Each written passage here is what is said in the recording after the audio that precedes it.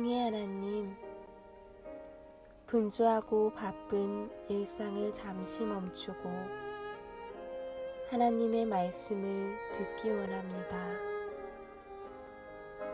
삶의 갖가지 핑계로 외면했던 말씀과 무심히 지나친 주님의 사랑을 다시 느끼며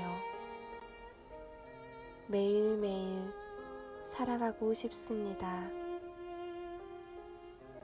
성령님 임하셔서 오늘 우리에게 주시는 말씀으로 가슴이 설레게 해주시고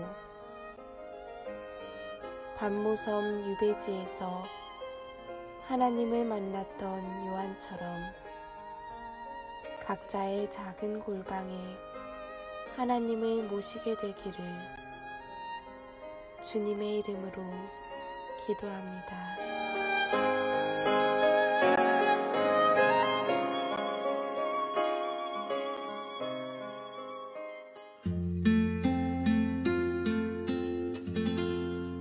내가 너를 빚었단다. 나는 너의 토기자니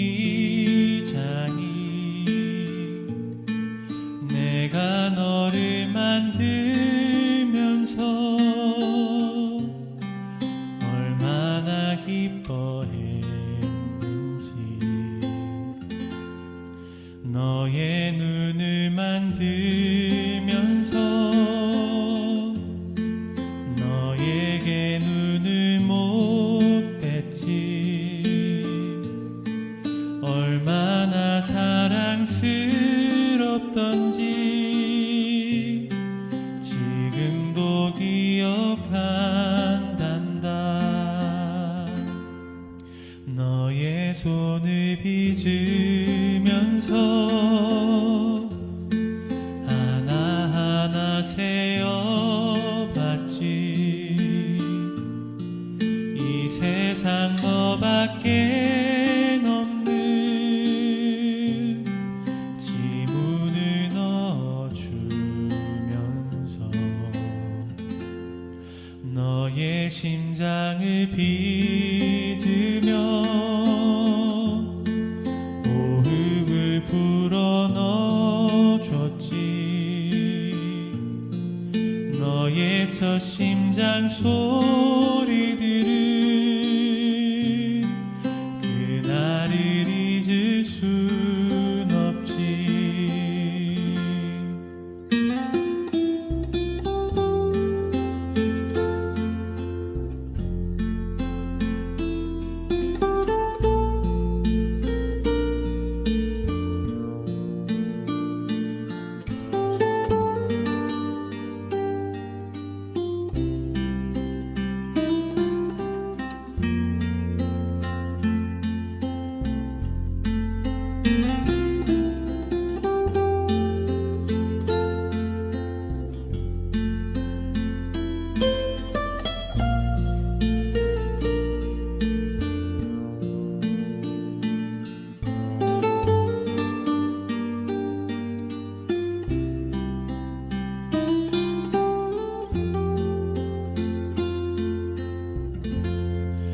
너를 다 빚은 그날에 누구에게 널 맡길지.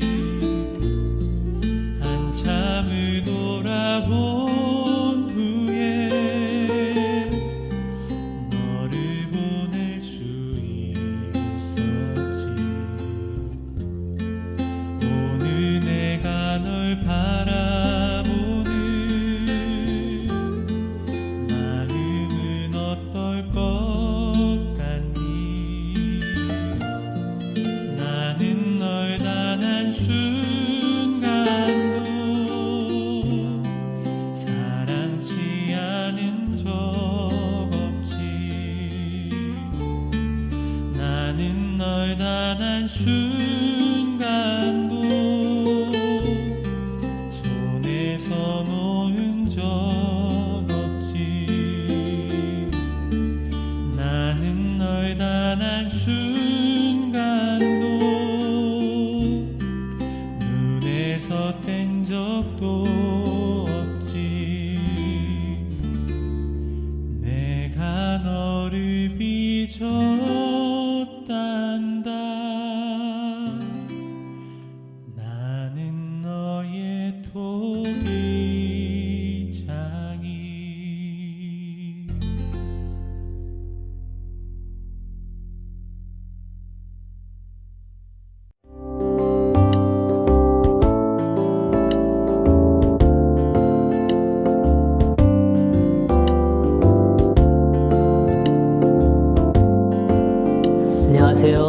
두 번째 시간을 맞이하게 되었어요.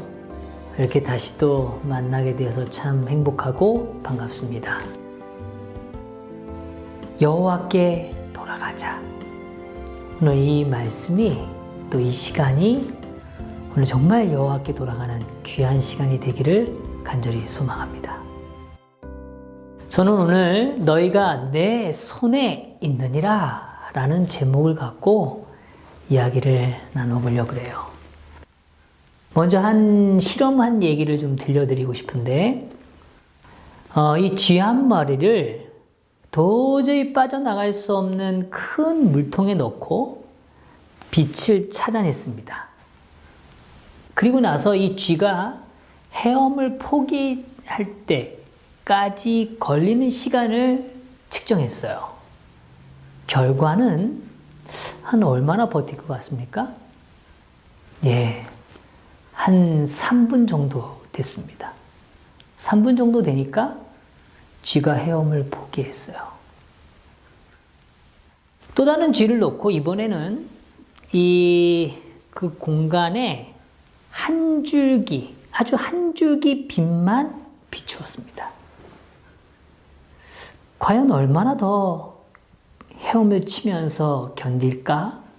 또 관찰을 했어요. 그런데 놀랍게도 이 한 줄기 빛이 들어가 있는 이 공간에서 헤엄을 친 이 쥐는 무려 36시간 이상을 견딘 겁니다. 빛을 보지 못한 쥐보다 무려 수치상으로는 700배나 더 오래 버틴 거예요. 우리가 좀 강하다, 강하지 않다 얘기할 때, 2배, 3배? 이건 도저히 상상할 수 없는 간극이죠. 700배의 차이입니다. 이 차이가 무엇 때문일까요? 이 간단한 실험 속에서 우리 성도님들은 무엇을 지금 느끼고 계십니까? 비록 작은 쥐 한 마리라도 희망을 논해야 할지 모르겠어요. 헤엄을 칠 이유가 존재하는가? 라는 질문 말이죠. 우리의 삶을 나의 삶을 비추고 있는 한 줄기의 빛은 무엇일까? 하는 생각도 또 해보게 돼요. 이 에미 워너라는 한 분이 아주 오랜 시간 동안 한 가지 일을 연구했어요. 그의 전 생애를 다 바쳤다고 해도 과언이 아닐 거예요. 이 하와이에 있는 아주 작은 한 섬인 이 카우아이 섬에 막 태어난 833명의 신생아들을 이 신생아가 성인이 될 때까지의 시간인 약 40년 동안을 연구한 겁니다. 이 833명을 추적한 거예요. 근데 정말 놀라운 사실 하나 발견하게 되었는데, 이 카우아이 섬 주민들의 배경을 조금 더 이해하면 아마 이 내용이 조금 더 쉬워질 수 있을 것 같아서요. 이 섬의 주민들은 대대로 아주 가난을 물려받고 사는 사람들입니다. 단순히 가난한 정도가 아니라 질병으로 인해서 굉장한 어려움을 겪고, 또 대다수가 범죄자나 알코올 중독자 혹은 정신질환을 앓고 있는 사람들이라는 거죠. 즉, 이 카우아이 섬에서 태어난다는 것 자체가 어쩌면 우리가 말하는 요즘 소위 표현하는 흙수저보다도 못한 삶일지 모르겠어요. 아주 불행한 삶을 예약했다는 거죠. 근데 이들을 대상으로 이 한 학자가 아주 깊이 심도 있게 연구한 겁니다. 특별히 이 중에서도 한 200명가량은 더 침층적으로 관리를 했어요. 왜냐하면 이 200명 정도는 더 지독한 환경에 머물러 있다고 판단했기 때문이에요. 그래서 이러한 이 일들을 한 다음에 도대체 이러한 과정에서 결국 이 사람들의 40년 뒤의 삶은 어떤 모습으로 구분되어질까라는 거죠. 놀라운 건 이 800명이 다 그들의 인생이 똑같이 어려움과 절망과 낙심의 삶을 계속 유지하고 그걸 또 대를 이어준 게 아니었다는 거예요. 그 중에 굉장히 의미 있는 숫자를 발견한 겁니다. 그 중에 그 어려움을 뚫고 삶을 회복한 사람들이 존재했다는 거예요. 아까 말씀드렸던 200명, 아주 더 지독한 환경에 있는 사람에게도 그런 중에도 그러한 삶을 변화시킨 사람들이 나타났다는 거죠. 환경을 이겨낸 사람들이 나타났다는 거예요. 그러면 그런 사람들이 과연 무슨 특징을 갖고 있는가? 아주 상투적인 답변 하나 드릴게요. 사랑입니다. 너무 상투적이죠? 당연한 거라고 느끼실 수도 있죠? 그런데 조금 더 이 내용을 좀 더 자세히 얘기 드리면 이 사랑이 어떻게 표현됐느냐 하는 건데 아무리 어려운 상황 가운데 있을지라도 자신을 이해하고 지지해주고 믿어주는 사람이 자기 주변에 단 한 명, 아주 단 한 명이라도 존재했다면 그 사람은 그 사람의 인생의 변화, 새로운 기회를 누리는 삶을 얻어냈다는 거예요. 즉, 자기 자신을 바라보는 누군가가 있는가 하는 여부가, 정말 믿어주고 지지해주고 기다려주는 사람이 있는가 하는 여부가 그 사람을 바꾸는 근본적인 힘이 됐다는 거죠. 사람들은 충격을 받을 때가 있습니다. 오늘 이 방송을 함께 예배를 또 이 시간을 보내시는 많은 분들의 삶에도 인생의 충격이라고 말하는 일들을 직면할 때가 있으셨죠. 근데 그 충격을 받을 때 그 충격에 대한 반응의 차이가 있다는 거예요. 이거를 뭐라 그러냐면 회복 탄력성이라고 얘기합니다. 이게 다운될 수 있어요. 쭉 떨어질 수 있어요. 근데 떨어진 그 지점에서 다시 더 높게 떨어졌을 때의 위치보다 더 높게 올라온 사람이 있는 반면에 그 떨어짐의 충격을 해결하지 못하고 그냥 곤두박질 치는, 그래서 그냥 그렇게 무너지는 삶이 있다는 거죠. 역경을 긍정적으로 받아들여서 그것을 도약의 기회로 삼는 것, 그것이 바로 회복 탄력성이라고 얘기해요. 근데 그 회복 탄력성이 실현된 삶은 그의 삶에 단 한 사람이 있는가 하는 거죠. 제가 예레미야서를 읽으면서 재미있는 사실을 발견했어요. 하나님께서 이렇게 물으세요. 너희 중에 한 사람이 있느냐? 한 사람이 있느냐? 저는 처음에 그게 진짜 한 사람 얘기를 하는 줄 알았어요. 근데 제가 묵상하면 할수록 뭔 생각이 드냐면 하나님이 이렇게 말씀하시는 거죠. 내가 너희를 바라보고 있는, 지금도 여전히 지지하고 기다리고 회복을 꿈꾸는 한 존재다 라고 얘기하시는 거죠. 오늘 예레미야 8장, 어제 우리가 조금 살펴보았던 본문인데요.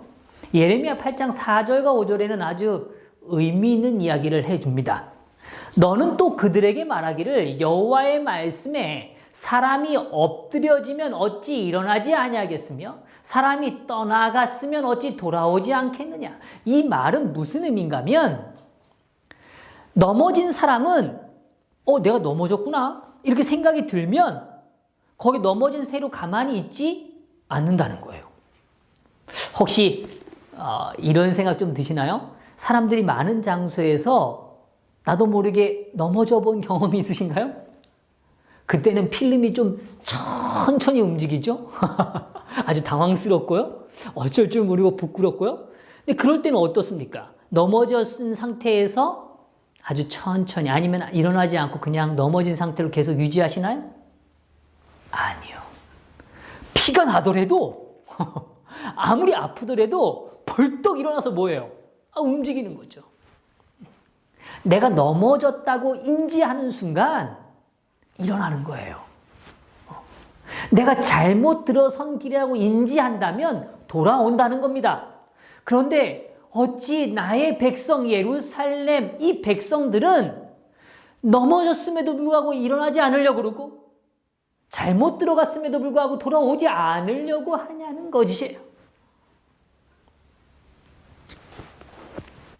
이 이야기는 다시 조금 더 생각해 보면 첫 번째, 그들은 넘어졌음에도 불구하고 넘어졌다고 생각하지 않는다는 거예요. 인정하고 싶지 않은 거죠. 왜요? 아까 말씀드린 불안이 존재하기 때문이에요. 자기가 지금까지 쌓아오고 쏘았던 시간의 가치들, 그 모든 것들이 무너지면 자기는 견딜 수 없을 거라고 느껴지는 거죠.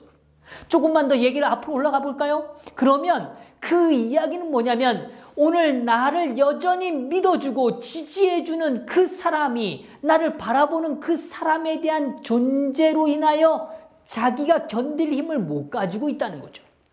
삶의 정체가 흔들리는 겁니다. 두려움 가운데 있다는 거예요. 믿는 것을 얻지 못하거나 있다고 생각한 것을 잃어버릴 것 같은 두려움 속에 있다는 거예요. 두 번째, 거짓을 고집하고 돌아오기를 거절하는 면을 성경은 보여줍니다. 돌아오기를 뭐예요? 거절해요. 뭐 때문에요? 거짓을 뭐해서요? 고집하는 거죠. 제가요, 강원도 주문진에서 자라면서 초등학교 당시에 제게 잊혀지지 않는 한 이야기가 있었습니다. 그게 뭐냐면 그 초등학교 당시에 기아에서 차를 한 대 굉장히 히트를 쳤습니다. 그 차가 뭐냐면 프라이드입니다. 혹시 프라이드를 타보신 분이 계신가요?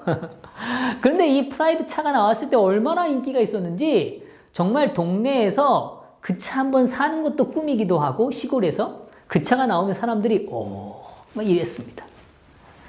근데 아주 자린고비처럼 힘들게 돈을 모았던, 그리고 아주 인색한 한 사람이 있었어요. 근데 이분이 이 프라이드를 사신 겁니다.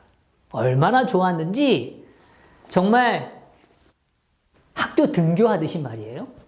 그 주문진 그 작은 그 읍의 이 시내의 메인 도로를 아침에 한번 점심에 한번 이렇게 마치 뭐 끼니를 때우듯이 말이에요.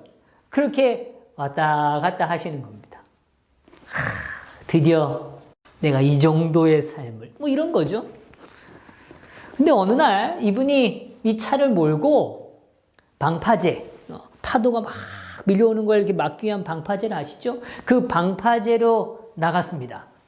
그 마음속에 내가 이 방파제를 차를 딱 몰고 그 앞으로 쫙, 이런 생각이 들었던 것 같아요. 차를 몰고 딱 가는데 그날따라 비바람이 엄청 셌어요. 파도가 아주 높았습니다. 이 차를 몰고 들어가는데 파도가 킨 겁니다. 그 방파제를 덮었는데 이 차를 덮었는데 차가 살짝 밀린 거예요. 사람들이 멀리서 그 차가 들어가는 걸 보고 있었기 때문에 저 차가 왜 이 비 오는데 저길 가지? 라는 생각을 했어요. 근데 그 차가 이렇게 약간 흔들리니까 사람들이 다들 긴장하면서 보고 있는 겁니다. 근데 파도는 어떻게 한 번 치고 끝나나요?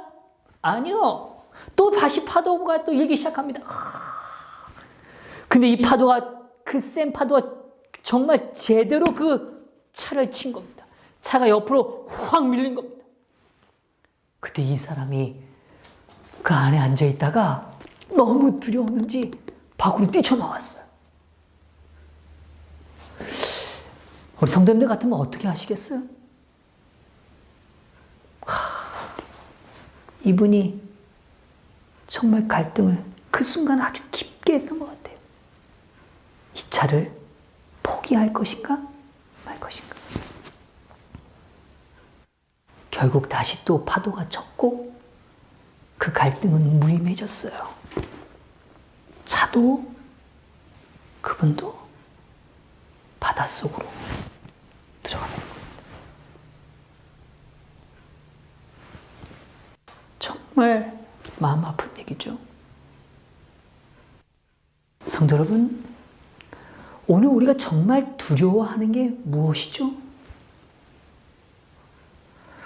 오늘 우리가 정말 거짓을 고집하는 것, 정말 그게 길이 아닌데 길이라고 자꾸 믿고 있는 것, 내가 넘어졌는데 넘어지지 않았다고 자꾸 얘기하는 것, 그것이 무엇일까요?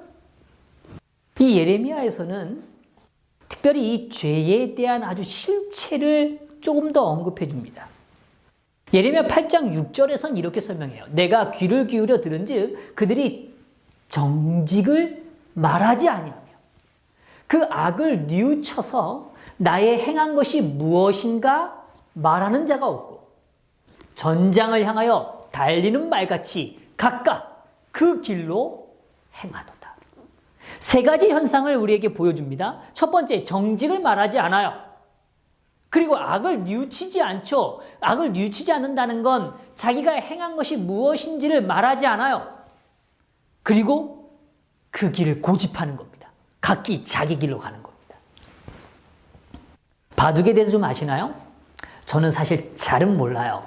그런데 가끔 바둑의 이 기사나 이야기를 접할 때면 아주 재밌는 사실을 보게 돼요. 바둑이 다 마치면 그냥 뜨는 사람들은 없습니다. 그럼 뭐 하냐? 바둑을 둔 사람들이 자기가 뒀던 마지막 그 수부터 첫 번째 수까지를 한 수 한 수 뒤로 가는 겁니다. 그걸 뭐라 그러냐면 복기라 그래요. 복기. 내가 뒀던 자리들을 돌아보는 거예요. 내가 그 수를 왜 선택했던지, 그리고 그 수를 선택하는 때 내가 가졌던 갈등, 그리고 선택했어야만 되는 이유를 떠올리는 거예요. 그리고 자신이 실수했던 결정적 지점을 찾아내는 거죠. 아, 여기서 내가 넘어졌구나. 여기서 내가 잘못 길을 들어섰구나. 라는 걸 확인하는 것입니다. 그리고 성장하는 거예요. 그래요. 사실 이 아까 언급되었던 이 세 가지는 다 따로따로 떨어져 있는 것 같지만 그렇지 않아요. 이 세 가지는 사실 하나예요. 다 거짓을 고집하는 거죠. 근데 현재 내가 지금 내 삶도 고집하고 과거의 삶도 거짓을 고집하고 미래의 삶도 거짓을 고집하는 모습이라는 거예요. 그들에게는 진실과 정직이 존재하지 않아요. 자기 삶을 정직하게 들여다보는 힘이 없다는 거죠. 그래서 예레미야는 그러한 사람들이 갖는 최종적인 모습, 그 모습을 뭐라고 표현하냐면 예레미야 8장 12절에는 이렇게 모습했어요. 그들이 가증한 일을 행할 때에 부끄러워하였느냐? 아니라 조금도 부끄러워 아니할 뿐 아니라 얼굴도 붉어지지 아니하였느니라. 마음이 완전히 뭐해진 거예요? 굳어진 겁니다. 굳어진 거. 그래서 부끄러움을 느끼지 않아요. 이게 얼마나 큰 얘기인지 조금 우리가 좀 더 생각해 볼 필요가 있어요. 죄로 인하여 무너진 삶, 악을 행하는데도 너무 당당해졌어요. 자기를 삶을 정당화시켜요. 내가 왜 그랬는지를 알아? 라고 말을 하는 거죠. 하루를 마치고 나의 삶을 돌아볼 때 부끄러움을 느끼지 않아요. 뒤집어 이야기하자면 우리 사랑하는 성도 여러분, 오늘 잠들기 전에 내 삶을 복귀했을 때 내 삶의 부끄러움을 느낄 수 있다면 그것은 성령께서 우리의 마음을 만지고 계시는 것임을 기억하십시오. 우리의 연약함을 돌아보게 하시는 하나님, 오늘 우리의 삶을 다시금 깨닫게 하시는 하나님, 그것이 오늘 그 순간이 하나님의 은혜요 축복의 시간인 거죠. 아이들이 자라면서 한 가지 재밌는 일을 합니다. 그게 뭐냐면 거울을 보면서 노는 거예요. 우리 여기 계신 우리 같이 이 시간 함께 하시는 분들도 그런 경험이 있으신가요? 거울아 뭐 이렇게 얘기는 안 하겠지만 말이죠. 근데 마치 정말 그런 것 같아요. 제게 두 딸이 있는데 정말 거울을 좋아합니다. 그래서 아니 왜 밤에도 거울을 보는지 모르겠어요. 저는 뭐 해야 되는데요? 자야 되는데 잔데 왜 거울을 보고 잘까? 뭐 저는 잘 선뜻 이해가 안 되지만 존중하고 싶습니다. 그런 마음을 좀 가져봐요.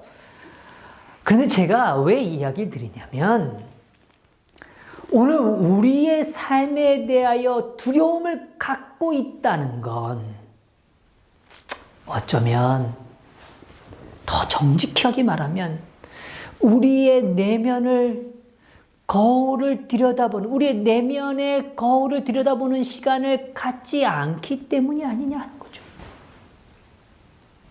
근데 여기요, 오늘 제가 나누고 싶은 아주 중요한 복음의 한 부분이 있습니다. 그게 뭐냐면 단순히 내 얼굴, 내 내면을 들여본다고 희망이 있는 건 아니라는 거예요. 오늘 그 일은 매우 중요한 과정입니다. 아주 의미 있는 일이에요. 근데 그것만으로는 우리는 진정한 회복을 누릴 수 없다는 거예요. 오히려 어쩌면 우리 자신을 들여다볼수록 더 절망만 느낄 수 있죠. 왜요? 회복되지 않으니까요. 우리 자신 안에는 그럴 힘이 없으니까요. 그래서 예레미야 18장에서는 우리에게 아주 의미 있고 우리에게 희망이 되는 한 비유를 보여줍니다. 그게 토기장이의 비유예요. 하나님께서는 예레미야에게 토기장의 집으로 가라고 말씀하시죠.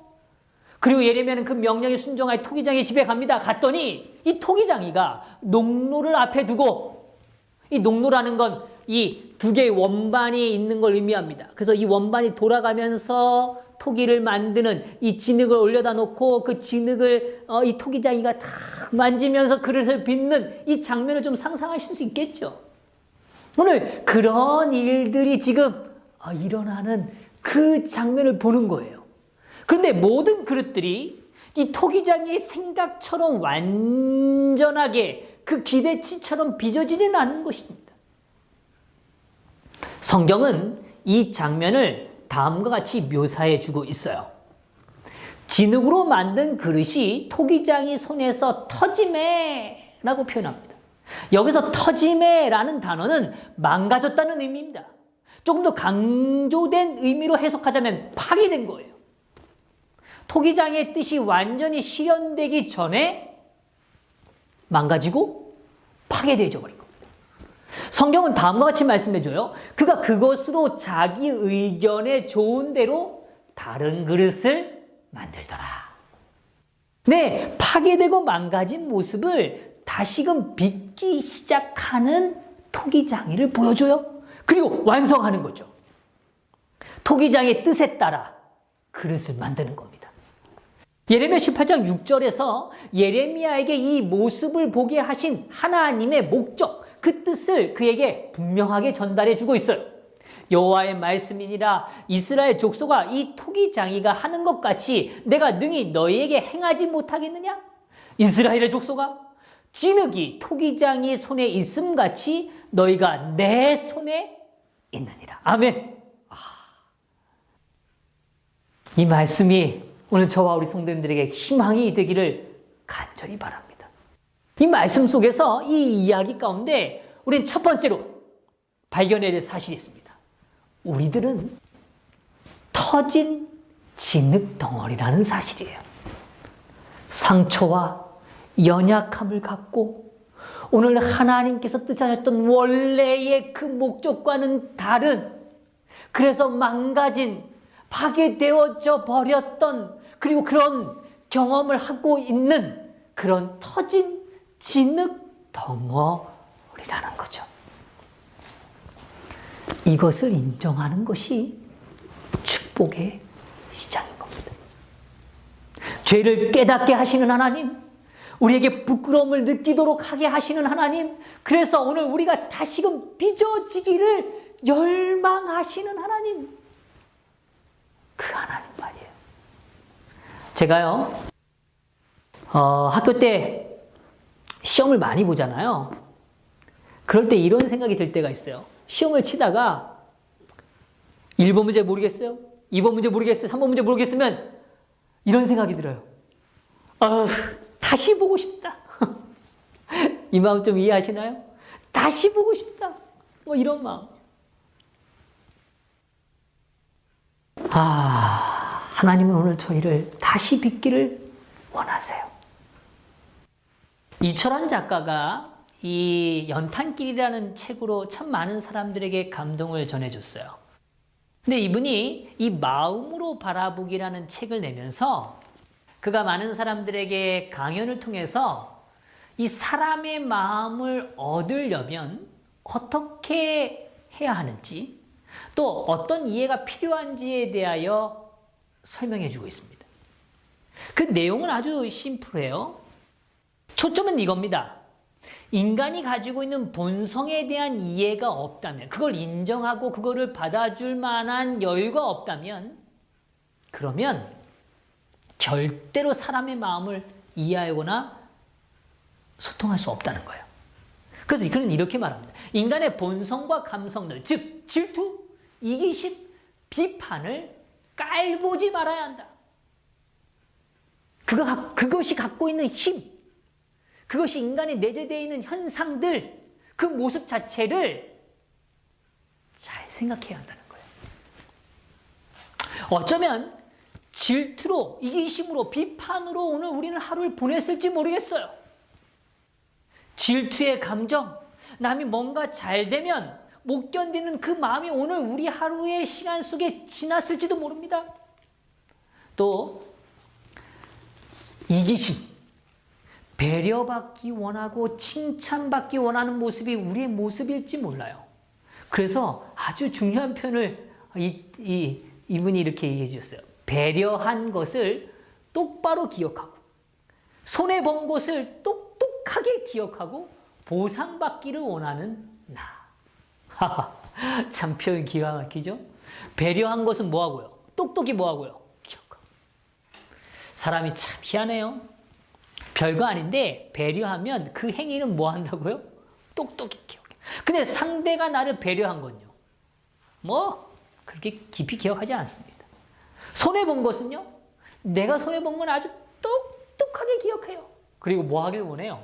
보상받기를 원하죠. 이게 오늘 인간이 갖고 있는 내면의 모습이라는 거예요. 우리는 그토록 연약한 존재들이고 깨어진 존재이고 부서진 존재라는 걸 알아야 한다는 겁니다. 상대의 연약함을, 나의 연약함을 인정할 때 우리는 진정한 소통을 시작할 수 있다고 이야기하는 거예요. 참 역설적이죠? 상대의 마음이 어떤지를 알려면, 상대의 마음을 얻으려면 이 사실을 인정해야 된다는 것입니다. 참 어쩌면 마음에 서글픔이 드는 이야기예요. 제가 참 좋아하는 작가입니다. 이미 주님 안에 잠드셨지만 그분의 흔적은 참 많은 사람들에게 여전히 감동을 주고 있어요. 그분은 누구신가 하면 바로 헨리 나우엔이라는 분이세요. 근데 이분은 아주 명석한 사람입니다. 예일대와 하버드에서 특별히 신학부 교수로서 사역을 했어요. 강연도 잘하고 책들도 아주 우리들에게 감동을 주는 그런 책들로 많은 사람들에게 사랑과 존경을 받는 인물입니다. 그런데 이분의 삶의 한 일화가 제 마음에 참 많이 남겨졌어요. 이분이 어느 날 우울증에 대한 증상에 대한 이해를 시작한 겁니다. 내가 우울증이구나 라고 말했죠. 많은 사람들에게 희망을 주었지만 정작 자신을 잘 못 돌봤던 것 같아요. 아니요, 깊이 치열하게 싸웠는데 아직 그 답을 못 찾았던 것 같아요. 그래서 그의 마음속에는 하나님을 정말 따르고 싶었어요. 어떻게 하면 내가 정말 하나님을 따르는 삶으로 살 수 있을까? 이게 그에겐 정말 포기할 수 없는 싸움이었던 것 같아요. 그런 마음과 갈등과 고민을 갖고 교편을 잡고 사역을 하지만 뭔가 채워지지 않는 거죠. 고민하던 중에 그는 귀한 만남을 갖게 됩니다. 이 지적 장애인들이 모여 사는 이 라르시 공동체를 만나게 된 거예요. 누군가의 도움이 없이는 옷을 입을 수도 밥을 먹을 수도 없는 정말 힘들게 하루하루 전쟁같이 살아가야 되는 사람들, 또 그를 돕는 사람들, 그런 사람들이 모여있는 이 라르시 공동체를 가게 된 거죠. 그가 처음 그곳을 방문했을 때 거기 있는 한 분이 그에게 물었다고 해요. 당신은 누굽니까? 그때 이 헨리 나우엔이 대답했어요. 저는 하버드 대학 교수였던 헨리 나우엔입니다. 그래서 그가 다시 물었어요. 하버드가 뭔데요? 그는 충격에 빠졌습니다. 지금까지 자기가 살아오는 50여 년의 인생 동안에 단 한 번도 이런 질문을 받아본 적은 없었기 때문이에요. 그날 밤 그는 일기에 이렇게 적었습니다. 오늘 나는 놀라운 경험을 했다. 이 사람들은 내가 하버드대 교수인 것과 많은 업적을 세운 것을 알지 못하고 관심도 없다. 이곳에서 나는 그저 헨리 나우엔일 뿐이다. 자신의 가치는 명함이나 또 혹은 어떤 존재 자체에 있다는 것을 깨닫고 또 마음의 자유를 여기에 언급되어져 있었던 이러한 삶에 얽혀 있었던 자기의 삶이 전부라고 생각했던 이 헨리 나우엔이 자기를 그냥 보이는 한 존재, 그냥 있는 그대로의 한 사람으로 대하는 그 순수한 영혼을 만났다는 거죠. 그의 마음속에 이런 생각이 든 거예요. 아, 이거야말로 이러한 모습과 이러한 질문이야말로 하나님께서 오늘 나에게 하시는, 나를 바라보시는 눈이고 마음이 아닐까라는 생각을 한 거죠. 그때 헨리 나우엔은 그 공간에서 그들과 지내면서 더 깊이 이해하기 시작하게 된 거예요. 아, 나는 터진 진흙덩어리라는 거죠. 죄로 인해서 말이죠. 상처로 인해서 말이죠. 누군가의 평가와 인지에 목말라 하고 또 그를 위해 살아야 하는 그런 아주 터진 흙덩어리, 진흙덩어리 같은 존재였다는 거죠. 우리가 여전히 타인에 의해 자신을 보고 있다면 우리들은 터진 진흙덩어리입니다. 우리의 입술에 여전히 진실함이 없다면, 우리의 삶에 대하여 복귀할 힘이 없다면, 우리의 삶에 자신의 생각에 고집대로 여전히 살아가기를 원한다면, 우리의 삶에 부끄러움이 상실되었다면 우리는 터진 진흙인 것입니다. 나는 터진 진흙덩어리인 거예요. 오늘 이거를 인정함으로 하나님 앞에 서게 되기를 간절히 바랍니다. 둘째로, 터진 진흙덩어리인 우리를 다시금 하나님은 빚어주신다는 겁니다. 재창조를 시작하시는 거예요. 새 마음을 우리에게 빚어주시기를 원하시는 겁니다. 그래서 이 하나님은 일부러 예레미야에게 이 흙덩어리의 이 모습을 보여주는 거예요. 마치 창세기 1장과 2장에 등장하는 창조의 한 단면처럼 말이죠. 우리는 사실 우리의 힘으로 우리 자신을 볼 수 없다는 거예요. 거울이 필요하지만 그 거울은 나를 비추는 거울이 아니라 나를 사랑하는, 나를 위해 희생하신 그 십자가의 장소가 필요하다는 거예요. 그곳이 하나님의 얼굴이 있는 곳이기 때문에 그래요.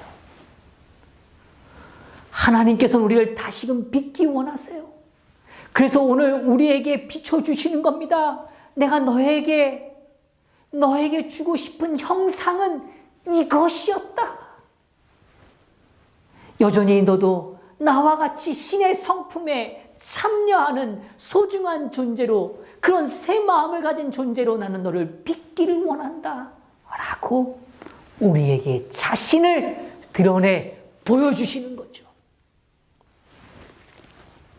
우리는 상처와 아픔, 연약함을 느낄 수 있습니다. 그런데 그로 인해서, 그것 때문에, 그것으로 인하여 하나님은 우리를 더욱더 깊이 사랑하시고 우리에게 새 마음으로 우리를 변화시키기를 더 열망하고 계시다는 거예요. 그러면 하나님께서 우리를 빚으신다는 사실을 우리의 삶의 믿음으로, 그것을 믿는 우리의 삶의 표현은 어떤 것일까? 예레미야 18장 11절에 이렇게 말해요. 그러므로 이제 너는 유다 사람들과 예루살렘 거민들에게 말하여 이르기를, 여호와의 말씀에 보라, 내가 너희에게 재앙을 내리며 계책을 베풀어 너희를 치료하노니 너희는 각기 악한 길에서 돌이키며, 악한 길에서 뭐 하라고요? 돌이키며 너희 길과 행위를 선하게, 다시 말하면 아름답게 하게 하라 하셨다 하라. 저는 요셉을 떠올려 봅니다. 요셉은 귀엽고 고이 자란 아들이었어요. 그런데 이런 귀한 아들이 멸시받고 의지할 데 없는 노예로 변해버린 겁니다. 얼마나 큰 환경의 변화인가요? 얼마나 큰 삶의 대우가, 그에 향한 애정의 격차가 얼마나 컸겠어요. 친구도 없는 외로운 몸이었고, 그가 가고 있는 낯선 땅에서 그는 노예의 운명을 견뎌내야 했던 것입니다. 그는 팔려가는 날 정말 한동안 그는 억제할 수 없는 슬픔과 두려움에 빠졌다라고 영감의 글은 표현해줘요. 근데 그 다음에 이렇게 말합니다. 그러나 하나님의 섭리 가운데서 이러한 경험조차도 그에게 축복이 될 것이었다. 어디 안에서요? 하나님 뭐 안에요? 섭리 가운데서. 이러한 경험조차도 뭐가 돼요? 축복이 될 것이다. 사실 요셉은 이 아버지인 야곱이 그에게 정말 부정적인 영향력을 준 것이 있어요. 그게 뭐냐면 편애입니다. 또 여기 이렇게 표현되고 있어요. 그때 시정되어야 할 결정들이 이제까지 조장되어 왔다. 그는 자부심이 강하고 가혹하게 되어가고 있었다. 요셉의 품성에 그 영향력이 드러났다는 겁니다. 그런데 하나님은 그를 여전히 다시 빚기를 원하셨던 거예요. 어쩌면 그의 인생이 파괴된 것 같고 정말 던져진 흙덩어리처럼 보여질지 몰랐어요. 그러나 오늘 그 시간들을 통해서 오늘 자신에게 교훈하고 보호하셨고 얼마나 자기를 사랑하시는지를 그는 배우게 된 거예요. 그리고 이 교훈들이 과거에 들었던 이야기로 끝난 게 아니라 이 교훈이 이제 그의 삶의 실제적 영향력으로 자리하기 시작했다는 거죠. 다시 하나님은 그를 뭐하고 있으신 거예요? 빚고 있으셨던 겁니다. 저는 어제도 이야기 드렸던 인물이지만 이 인물을 참 좋아합니다. 누구였어요? 한나. 사실 이 한나가 성소에 들어가서 간절히 기도할 때 그 기도의 모습을 바라보던 엘리는 한나를 오해하죠. 그리고 얘기합니다. 넌 취했니? 어디가 여기 어딘 줄 알고 너 이러니? 라고 얘기해요. 참 상상해 보세요. 우리 성도님들이 교회에 가셔서 말이죠. 정말 고통스럽게 하나님과 씨름하고 있는데 그때 목사님이 오셔서 아니 여기 왜 계십니까? 뭐 좀 한잔 하셨으면 집에 가 쉬시죠. 뭐 이렇게 말했다면 어떠시겠어요? 아마 뒤도 안 돌아보고 나오거나 속상함에 의해서 다시는 교회를 찾지 않을지도 모르겠어요. 그러나 엘리의 그런 모습, 그런 이야기 속에서도 한나는 흔들리지 않아요. 그럼에도 불구하고 그는 자신의 아픔을 통해서 새롭게 빚으시는 하나님을, 오직 하나님을 보고 있는 겁니다. 그래서 성경에 보면 아주 감동적인 한 장면의 모습이 여기 등장합니다. 제가 사무엘상 1장에 이 말씀을 너무너무 저는 사랑해요. 사무엘상 2장 17절 엘리가 대답하여 이르되 평안히 가라. 이스라엘 하나님이 내가 기도하여 구한 것을 허락하시기를 원하노라 하니 이르되 당신의 여종이 당신께 은혜 입기를 원하나이다 하고 가서 먹고 얼굴에 다시는 근심빛이 없더라. 이미 많이 읽어보셨던 말씀이시죠? 또 많이 감동받으셨던 말씀이시죠? 네. 저는 언제 읽어도 이 말씀이 너무 좋습니다. 오늘 기도하는 자를 하나님은 다시 빚으세요.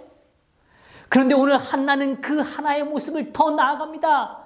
그는 뭐냐면 마치 하나님이 나를 이미 다시 빚으신 것처럼, 이미 하나님이 내 삶에 이미 약속을 이루신 것처럼 그렇게 살아가는 거예요. 막상 그의 삶에는 변화된 게 없어요. 여전히 분인나가 그에게 격동하는 말을 했을지 모르고 그는 아들이 없다는 외로움을 경험하는 것처럼 느꼈을지도 모릅니다. 그러나 그는 그런 감정에 휩쓸리지 않고 오늘 하나님께 은혜 받았다는, 오늘 하나님은 나를 다시금 인도하신다는 확신을 갖고 자신의 삶을 대하고 있다는 것이죠. 사랑하는 성도 여러분, 하나님은 우리의 연약함을 강함으로 재창조하십니다. 우리는 하나님을 창조주로 기억하죠.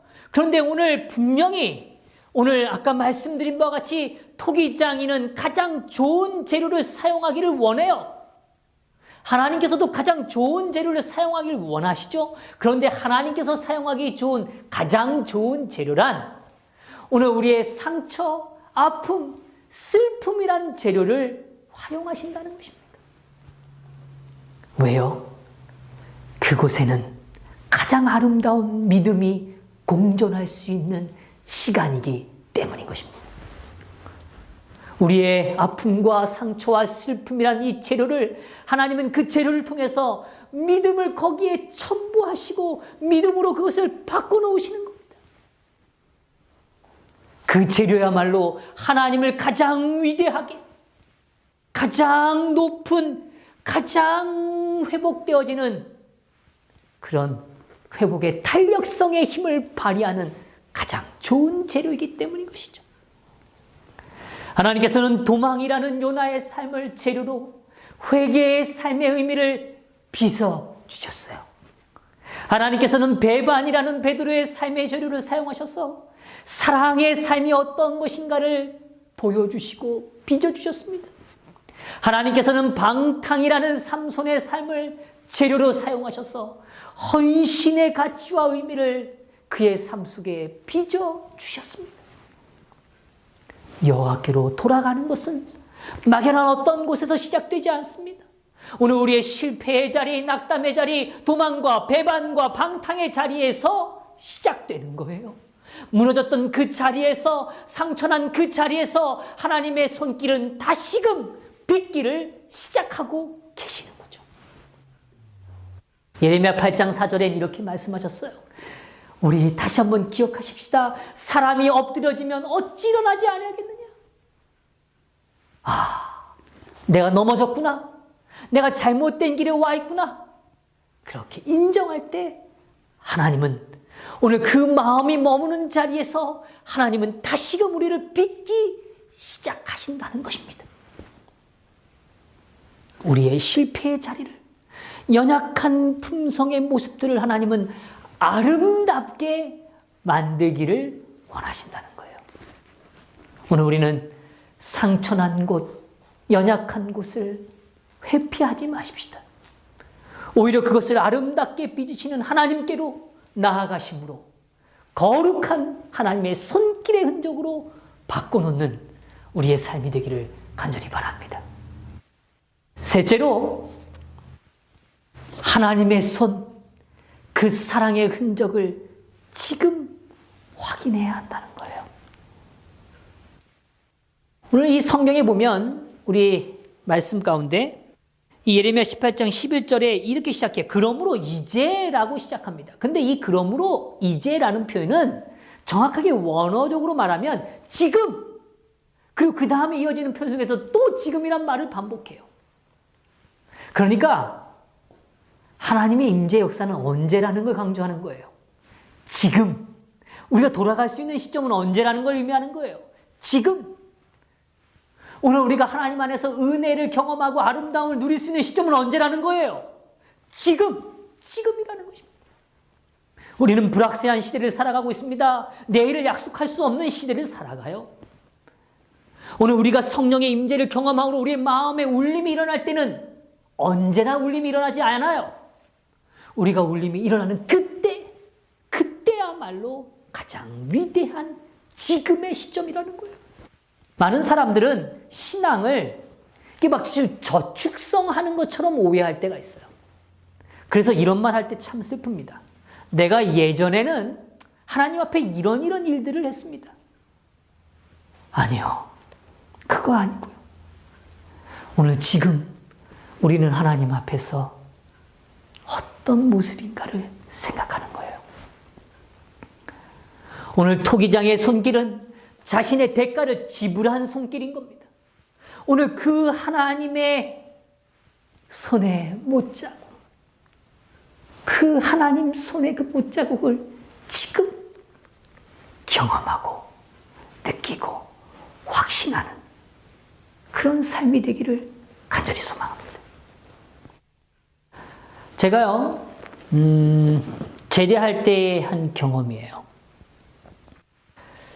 우리 많은 분들이 여성분이라는 생각 때문에 군대 얘기를 하길 주저했습니다. 여자분들이 제일 싫어하는 두 가지 얘기가 있다 그러죠. 군대와 축구 얘기요. 그래서 제가 주저했지만 좀 얘기 드리려고 그래요. 제가 제대할 때인데 너무 행복했어요. 야, 내가 드디어 제대를 하는구나. 제가 춘천에서 근무를 했는데 제대를 하고 위병소를 나오는데 저를 맞이하는 사람이 있었을까요? 없었을까요? 기대를 저버리지 않아서 감사해요. 아무도 없었습니다. 위병소 나왔는데 보통 제대하는 날은 사랑하는 여인이 뭐 사랑하는 가족들이 근데 저희 부모님은 늘 여러 일로 바쁘세요. 그렇기 때문에 저를 춘천까지 와서 이렇게 하기가 어려우셨어요. 그래서 저 혼자 그냥 위병소를 걸어 나오고 그때는 사랑하는 사람이 없었습니다. 그러다 보니까 더 그랬던 것 같아요. 거기서 나와서 자유를 느꼈지만 허전했어요. 제대구나 했지만 마음이 좀 허전했어요. 제가 차를 타고 이제 강원도 주문진 고향으로 내려왔습니다. 그리고 터미널에 내려서 저의 고향집으로 향했어요. 고향집에 갔는데 집 앞에 문에 딱 도착했는데 이런 생각이 불현듯 들었어요. 내가 이 문을 노크를 할까? 초인종을 누를까? 뭐 그때 당시만 해도 뭐 핸드폰이나 뭐 이런 게 일반화되지 않을 때니까요. 고민을 하다가 저도 모르게 그냥 문을 딱 연 겁니다. 근데 문을 열었는데 저희 집이 맞아요. 근데 그 집이 저희 집 같지 않은 저희 집인 거예요. 왜냐하면 들어가는 입구부터 이 벽면과 천장에 못 보던 것들이 가득한 겁니다. 저희 부모님이 제가 제대하는 날을 잊지 않으셨어요. 그래서 어떻게 하셨냐면 색상지를 사다가 손수 그림을 그리시면서 저희 아버지가 좀 그림을 좋아하시거든요. 그림을 그리시고 거기다가 축 저녁. 인시가 이제 멋진 출발을 시작하렴. 다시금 멋진 젊음의 시간을 보내렴. 막 이러면서 좋은 문구, 바람의 문구들을 그림과 함께 다 만드셔가지고 집을 다 채워놓으신 거예요. 그리고 풍선을 여기저기 막 붙여놓으시고, 그리고 이미 식탁에는 준비된 저의 축하 파티의 케이크 놓여져 있었어요. 깜짝 파티가 준비되어 있었던 겁니다. 얼마나 당황스럽지만 행복했는지 몰라요. 그날을 정말 잊을 수가 없어요. 그런데 사실 그날을 잊지 못했던 이유는 그냥 깜짝 파티를 했기 때문만은 아니었어요. 그날 저녁 저는 저희 어머니와 아버지 사이에 잠을 청했습니다. 참 철없죠? 두 분 사이에요? 그런데 그때 정말 엄마 아빠와 같이 자고 싶었어요. 그래서 어머니 아버지 사이에 딱 누워서 잠들려고 누웠는데, 부모님은 피곤하셨는지 금방 잠이 드셨어요. 근데 저는 잠이 오질 않는 겁니다. 너무 좋고, 집이 너무 좋고, 제대가 너무 좋아서요. 너무 좋았는데 저도 모르게 그 어두운 밤 방에서 제가 저희 어머니 아버지의 손을 만졌어요. 근데 그 순간 제 마음에 울컥한 마음이 들었어요. 저희 어머니와 아버지의 손이 너무 거칠어진 거예요. 열심히 일을 하시는 아버지의 손은 상처에, 또 다른 상처의 흔적들로 가득하고, 저희 어머니의 손은 이미 여자의 손이 아니라 거칠어진 남자 같은 손으로 변해버려 있었던 거죠.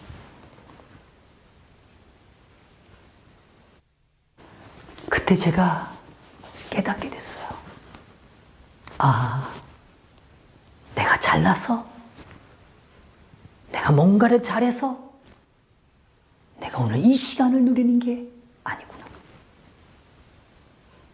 오늘 나를 위해서, 안전한 제대를 위해서, 오늘 그 시간 그때까지 나를 위하여 간구하였던 어머니와 아버지의 삶, 그들의 삶으로 보여주셨던 그 성실함의 대가로 내가 오늘 이 자리에, 그 순간 그 자리에 있다라는 생각을 깨닫게 된 거죠. 저는 부모님께 전화하는 걸 좋아합니다. 저희 어머니의 목소리, 아버지의 목소리 듣는 걸 너무 좋아해요. 사랑하는 성도 여러분, 오늘 십자가에서 우리를 위하여 자신을 다 내어주신 그 거친 못자국을 만지시기를 간절히 바랍니다. 하나님의 그 거친 손이 오늘 우리가 느껴질 때, 오늘 우리의 삶의 가치가 얼마나 고귀한지를 이해하게 되는 거죠. 오늘 무릎을 꿇어 기도하실 때 하나님은 우리에게 말씀하실 것이고 다가오실 것이고 우리의 삶을 어루만져 주시고 새롭게 빚어 주실 것입니다. 이는 우리의 길과 행위를 아름답게 할 수 있는 유일한 희망이요, 근원이요, 방법인 것입니다. 우리가 우리의 손이 오늘 우리의 힘으로 버텨가는 게 아니라 우리의 삶이 하나님 그의 손에 있음을 믿음으로 고백하는 일. 그리하여 오늘 하나님이 나를 빚고 계신다는, 그리고 그렇게 아름답게 빚으시고 이루실 것을 믿음으로 오늘 고백하고 누리고 살아가는 일. 그래서 한나가 오늘 그 기도의 확신을 얻었을 때 그는 돌아가서 얼굴에 근심빛을 지우고 먹고 마시고 자신의 거룩한 일상에서 아름답게 그렇게 살아가는 것처럼 오늘 우리의 삶도 거룩한 일상으로 채워지게 되기를 간절히 바랍니다. 하나님은 우리를 다시 빚고 계십니다. 오늘 저와 여러분이 하나님 손에 있음을 고백하심으로 그 축복을 누리시는 그런 아름다운 삶이 되시길 간절히 바라면서 오늘 말씀을 마치겠습니다.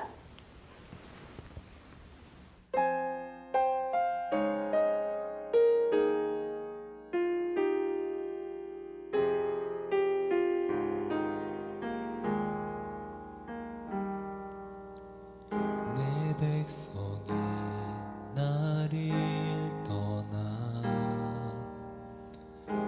돌아섰지만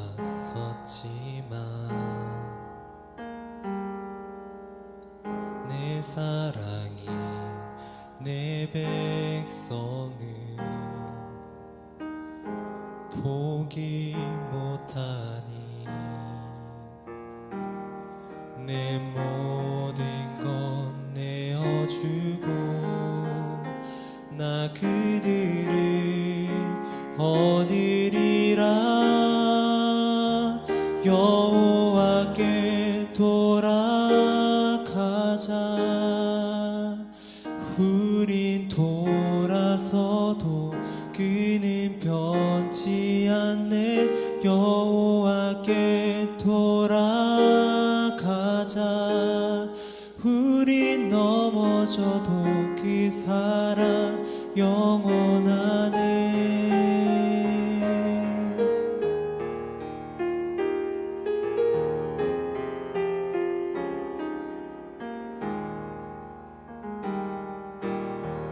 내 백성이 나를 떠나 돌아섰지만 내 사랑이 내 백성을 포기 못하니 내 모든 것 내어주고 나 그들을 얻으리라. 여호와께 돌아가자. 우린 돌아서도 그는 변치 않네. 여호와께 돌아가자. 우린 넘어져도 그 사랑 영원하네.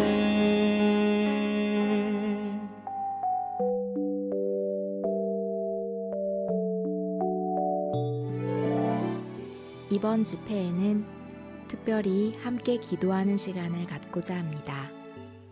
전 미주 지역에 흩어져 있지만 이 시간 한 마음으로 기도하기를 원합니다. 기도의 역사가 우리의 가정과 교회와 사회에 드러나는 귀한 기회가 되길 소망합니다. 음악이 맞춰지는 시간 동안 하늘의 문을 두드리며 하나님의 마음과 뜻을 살피길 원합니다. 오늘은 우리들을 위해 수고를 아끼지 않으시는 아버지들을 위한 기도를 드리고자 합니다. 계신 곳이 어디든 잠시 모든 것을 멈추시고 간절한 마음으로 우리의 아버지들을 위해 기도하겠습니다.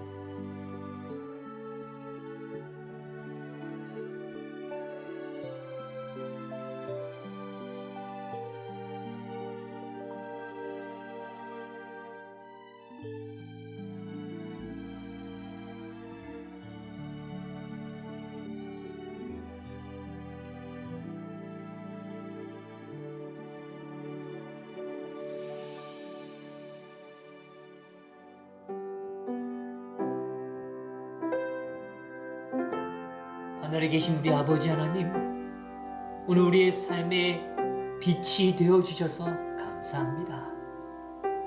아버지, 오늘 우리가 여전히 고집하며 살아가는 삶은 아니지요. 오늘 우리의 잘못된, 우리의 고집스러운 면들을 보게 하여 주셔서 오늘 성령 하나님의 그 인도하심을 통하여 우리의 삶을 돌아보는 귀한 백성이 되도록 인도하여 주옵소서.